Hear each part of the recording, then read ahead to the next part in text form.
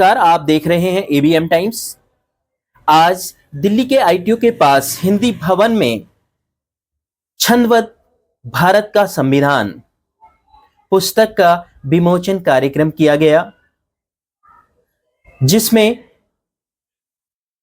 पुस्तक के मुख्य संपादक डॉक्टर ओमकार साहू, सह संपादक डॉक्टर सपना दत्ता, सह संपादक मधु संगधर जी के द्वारा आज इस भव्य कार्यक्रम में इस छंदवत भारत के संविधान की पुस्तक का लोकार्पण किया गया। विशिष्ट अतिथियों ने भाग लेकर कार्यक्रम की शोभा बढ़ाई तथा बहुत सारे साहित्यकारों ने इस पुस्तक में अपना योगदान दिया तथा पुस्तक को छंदबद्ध करने में सहायता प्रदान की। देखिए एक रिपोर्ट। हम सब जो है इसको जन जन तक नहीं पहुंचा पाए थे, या इसकी जो उपलब्धि होनी चाहिए थी वो जन जन तक नहीं पहुंच पाई थी, क्योंकि हम साहित्य परिवार से आते हैं। साहित्य परिवार से आने के बाद हमारा दायित्व बन जाता है कि हम काव्य के माध्यम से पूरे जगत को, साहित्य जगत के माध्यम से एक नया परिचय करवाएं।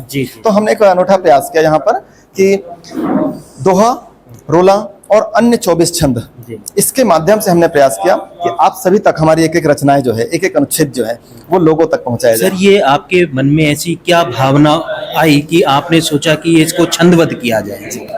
मैं आपसे बहुत सम्मान से कहना चाहता हूँ एबीएम चैनल के माध्यम से कि आज तक आजादी के बाद हमने अब तक जो भी संविधान की कृतियां पढ़ी है वो गद्य में है, और हमने एक चीज जाना है कि जब कोई चित्र के माध्यम से या कोई ऑडियो के माध्यम से हम किसी बात को सुनते हैं तो वो आत्मसात हो जाती है, बहुत सरलता से याद हो जाती है हमें। तो हमारा उद्देश्य था कि हम संगीत के माध्यम से आपको आगामी समय में इसका ऑडियो बुक भी उपलब्ध कराएंगे हम आपको, और अंतिम लक्ष्य हमारा ये है कि इस उद्देश्य को लेकर हम पाठ्यक्रम तक जाएं।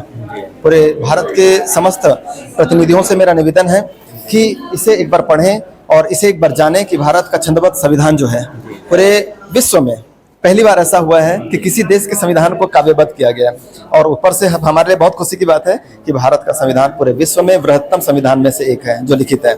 इसको संविधान को लिखित करना, काव्यबद्ध करना हमारे पूरे संपादक की टीम के लिए, पूरे 142 सृजनकारों के लिए गर्व का विषय है।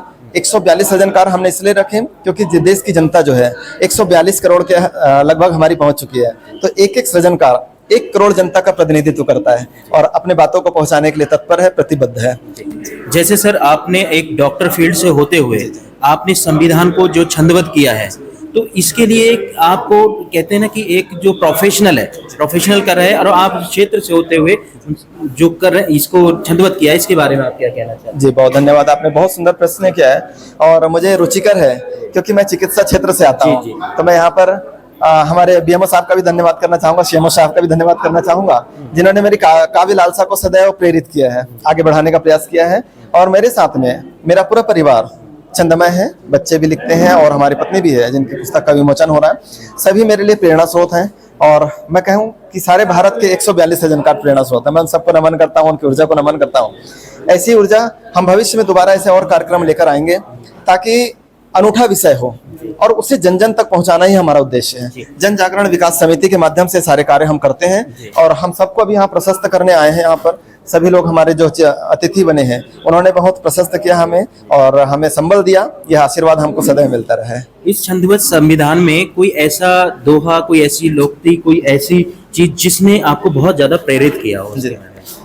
मैं कहना चाहूंगा बहुत सारी चीजें ऐसी हैं कि जो लगभग कहूँ तो सारी चीजें ऐसी है, क्योंकि सभी सृजनकार ने अपना 100 से ऊपर दिया है। फिर भी कोई ऐसी होगी जिसमें आपको बहुत अट्रैक्टिव किया होगा, बहुत ज्यादा? जी मैं कहना चाहता हूँ आपसे कि एक दोहा मैं आप सबके बीच में रखता हूँ। अनुच्छेद 21 में दैहिक प्राण उपाय, स्वास्थ्य चिकित्सा रोगिया दे संस्कारिक न्याय, एक दोहा है। और हमने इसके माध्यम से अनुच्छेद 21 को याद कर लिया। जी। एक रोला आपको बताता हूँ जिसके माध्यम से आप देखेंगे कि आगे चलकर हम रोला को भी किस प्रकार से याद कर सकते हैं। मैं आपके बीच में रखता हूँ।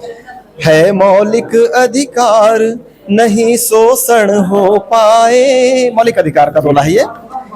अनुच्छेद 23 7 24 समाए, बाल श्रमिक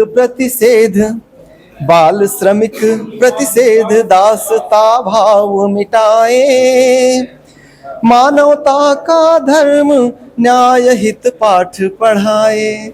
तो इस प्रकार से हम चाहते हैं कि 23 अनुच्छेद 24 आप रोला भी अगर गा लेंगे तो आपको सृजनकारों के माध्यम से ये पूरे भाव आपको उस ग्रंथ के अंदर मिल जाएंगे। अन्य 24 गीत छंद है हमारे बीच में। Thank you sir, thank you, बहुत धन्यवाद। और मैं आपको भी बहुत धन्यवाद देता हूँ इस चैनल के माध्यम से। Thank you sir. साथियों, जैसा कि आपने देखा कि डॉक्टर साहब ने जो मुख्य संपादक हैं, जो छंदबद्ध संविधान किया है और जो एक छंदों के माध्यम से संविधान को समझाने की कोशिश की है, जैसे छंदबद्ध संविधान की आज हम बात कर रहे हैं। और अभी हमारे बीच में डॉक्टर मधुशंकर जी जो सह संपादक हैं ये छंदबद्ध संविधान को करने के लिए। आइए बात करते हैं थोड़ी सी कि मैम, जैसे आज जो संविधान को छंदबद्ध किया है और आप इसमें सह संपादिका की भूमिका निभा रही, तो आपके मन में ऐसे विचार क्या है जिससे संविधान को ही छंदबद्ध कर दिया? वास्तव में ये विचार सर्वप्रथम हमारे जो प्रमुख संपादक हैं डॉक्टर ओमकार साहू मृदुल जी, उनके विचार थे। उन्होंने सहयोग के रूप में मुझे और डॉक्टर सपना दत्ता सुहासिनी जी को चुना। और जब उनका फ़ोन आया कि दीदी मैं इस तरह का एक अनूठा कार्य करना चाहता हूं कि आपका सहयोग हमें प्राप्त होगा, मैंने कहा निश्चित रूप से हम हर कदम पे आपके साथ हैं। और इस संविधान को छंदबद्ध करने में मैंने और डॉक्टर सपना दत्ता सुहासिनी ने, हम दोनों ने सह संपादिका के रूप में भैया के साथ साथ हर कदम पे उनका सहयोग किया है। और आज छंदबद्ध भारत का संविधान हम सभी के बीच उपस्थित है, जिसमें कि 142 रचनाकार जो जैसे कि जो छंदबद्ध संविधान लिखा है इसमें, देखिए ये बहुत बड़ा काम है। और एक संविधान को छंदबद्ध करना और लोगों तक, बच्चों तक उसको पहुंचाना संगीत में करके, उसके लिए बहुत बड़ा काम। तो इस प्रेरणा का जो आपके अंदर से प्रेरणा ऐसी क्या जागी, क्या हुआ ऐसा कि जो आपको लगा कि मुझे एकदम इसको हाँ कर देना चाहिए? दरअसल मैं एक शिक्षिका हूँ और मुझे पता है कि बच्चों को गीत के माध्यम से सिखाना और समझाना ज़्यादा आसान होता है। अभी तक संविधान को साथियों, जैसा कि अभी हमारे बीच मौजूद हैं कीर्ति मेहता कोमल, जिन्होंने संविधान को छंदबद्ध करने में अपना योगदान, अपनी भूमिका दी है। तो हमारे बीच में आज बात करते हैं थोड़ी सी कि कैसे इन्होंने जो संविधान को छंदबद्ध किया और ये मौका मिला, तो आपको कैसा महसूस हुआ? हमारे गुरुदेव हैं आदरणीय रामनाथ साहू लनकी जी, उनसे मैंने छंद का ज्ञान लिया है। और त्रय संपादक में, संविधान के त्रय संपादक में सपना दीदी हैं, सपना दत्ता। देखिए इस चीज में आपको बड़ा अच्छा सौभाग्य, मतलब एक सौभाग्य मिला है, एक जो राष्ट्रीय बुक है उस पर हमें कुछ लिखने का। तो उनका जो जब मेरे पास फोन आया कि आपको ये लिखना है, तो मुझे ऐसा लगा कि संविधान लिखना मतलब ये तो बहुत ज्यादा कठिन काम है। तो उन्होंने कहा कि नहीं, आप छंद लिख रही हो और छंद लिखती हो, मैं छंद पढ़ाती भी हूँ, तो उन्होंने मुझे प्रेरणा दी कि नहीं आप लिख सकती हो और आप जरूर कर लोगी। तो गुरुदेव के आशीर्वाद से मैंने लिख लिया और मैं आज बहुत अपने आप पे, मुझे आश्चर्य भी होता है कि क्या मैं ये लिख पाई हूँ। जब जो है लिखने का एक लिखना शुरू किया, कोई भी बात, एक छोटी बुक लिख रहे हैं तो उसमें थोड़ा सा हो सकता है कि थोड़ा नर्वसनेस कम हो, लेकिन एक ये संविधान है और इस पे क्या आपको कुछ नर्वसनेस का महसूस हुआ है? हाँ, शुरू में तो बहुत ज्यादा हुआ था कि मतलब मुझे तो विश्वास नहीं था कि मैं कर पाऊंगी, पर मेरे गुरुदेव के आशीर्वाद से मैं लिख पाई। मैंने जैसे लिखना शुरू किया, पहले तो लगा कि कैसे लिखूं इसको, क्योंकि उसकी धाराएं आप बदल नहीं सकते हो, उसके अनुच्छेद आप बदल नहीं सकते हो, उसका एक कोई शब्द आप बदल नहीं सकते हैं, लेकिन हमने लिखा। और बहुत साथियों, अभी हमारे बीच मौजूद हैं सुरेश जी, जो आज संविधान जो छंदबद्ध हुआ है उसमें एक अतिथि के रूप में मौजूद हैं। तो सर से आज कुछ बात करते हैं। सर, जो ये स्वागत है आपका सबसे पहले ABM टाइम्स में, और जो संविधान को जो छंदबद्ध किया गया है इसके बारे में आप क्या कहना चाहेंगे? जी देखिए, 26 नवंबर 1950 को भारत का संविधान लागू हुआ। तो जब कोई भी संविधान जब उससे और सरलीकृत जितना किया जाएगा उतना लोगों तक उसकी पहुंच बनेगी। और चूंकि भारत देश जो है आज संविधान से संचालित है, तो वह हर जन तक, कण कण तक पहुंचनी चाहिए।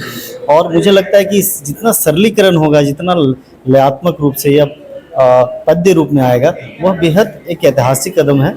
और ऐसे प्रयासों की बड़ी प्रशंसा की जानी चाहिए और लोगों तक पहुंचाई जानी चाहिए अधिक से अधिक, ताकि लोग अपने कानून, विधान, संविधान को समझें और कैसे भारत संचालित होता है, उनके नित्य जीवन पर इसका प्रभाव पड़ता है।